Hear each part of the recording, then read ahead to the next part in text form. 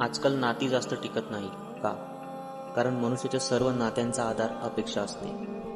पती कसा असावा, जो माझं आयुष्य सुख आणि सुविधांनी परिपूर्ण करेल. पत्नी कशी असावी, जी माझ्यासाठी समर्पित असेल. मुलगा कसा असावा, जो आईवडिलांची सेवा करेल, त्यांची आज्ञा पाळेल. मनुष्य फक्त त्यांच्यावर प्रेम करतो जो त्यांच्या अपेक्षा पूर्ण करू शकतो. आणि अपेक्षांचे एक वैशिष्ट्य आहे की त्या भंग होतातच.